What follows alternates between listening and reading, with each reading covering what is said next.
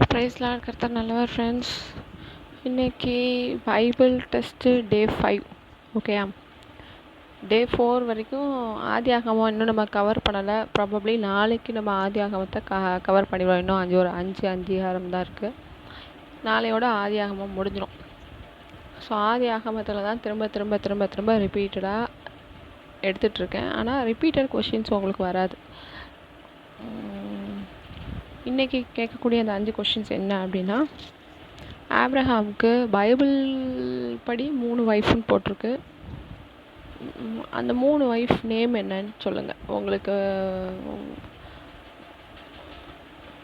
சாரால் நல்லாவே தெரிஞ்சிருக்கும். இன்னொரு ஆள் இருக்காங்க. ஸோ பைபிளில் 3 நேம் போட்டிருக்கு. யாரெல்லாம் அப்படின்னு போடுங்க. அதுதான் ஃபஸ்ட் கொஷின். ஆப்ரஹாமோட 3 ஒய்ஃப் நேமு. நெக்ஸ்ட்டு,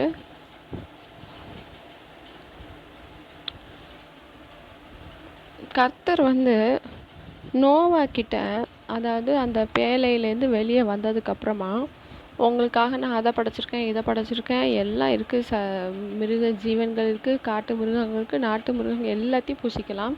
ஆனால் ஒன்று மட்டும் புசிக்கக்கூடாதுன்னு ஒரு கண்டிஷன் சொல்லுவார். அது என்னது? எதை புசிக்க வேண்டாம்னு நோவா கிட்ட சொல்வார். சரியா? நோவா கிட்ட எதை புசிக்க ஆதாம் கிட்ட இல்லை, நோவா கிட்ட கர்த்தர் எதை புசிக்க வேண்டாம்னு சொல்வார். இது செகண்ட் கொஷின். தேர்டு கொஷின் என்ன அப்படின்னா, இந்த ஆதாம் ஏவாளோட சந்ததி முடிஞ்சதுக்கப்புறமா ரொம்ப மனுஷர்கள் தேவனை விட்டு பிரிஞ்சு ரொம்ப அக்கிரமம் ரொம்ப செய்ய ஆரம்பிச்சிருவாங்க. அப்படி தானே? அப்போது ஒருத்தரோட கண்களில் தேவனுக்கு தயவு கிடைக்கும். ஏன்னா அவர் தேவன் பிள்ளையாக வாழ்வார். இந்த ஆதாம் ஏவாள் ஸ்டோரி முடிஞ்சு அவங்களோட சந்ததி முடிஞ்சு பைபிளில் போட்டிருக்க அந்த கேரக்டர் யாருக்கு தேவனோட கண்களில் கிருபை கிடைச்சிது, அந்த கேரக்டரோட பேர் என்ன? சரியா? ஆப்ரஹாமுக்கு முன்னாடி, ஆதாம் ஏவாள் சந்ததிக்கு பின்னாடி, சந்ததியில் இந்த பசங்க பேர் என்னது? ஆபேல், அப்புறமா மறந்துட்டு, சாரி. பசங்க 3 பேர் உண்டுல்ல, ஒரு நிமிஷம் இருக்கு.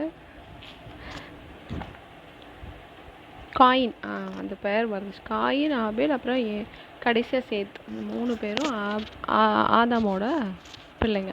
அதுக்கப்புறமா சந்ததி போயிட்டே இருக்கும். அதில் யாருக்கு தேவனோட கண்களில் கிருபை கிடச்சிது, அடுத்து போகும்போது ஒரு கேரக்டரை பற்றி போட்டிருப்பாங்க. அது யார்? அடுத்த கொஷின், 4வது கொஷின். ஏதேன் தோட்டத்தில்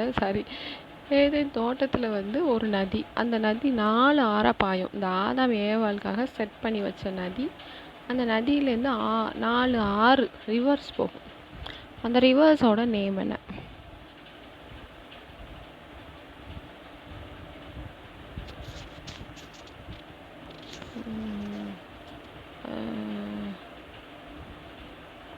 அந்த நதியிலேருந்து 4 ஆறோட நேம் கொடுத்துருப்பாங்க.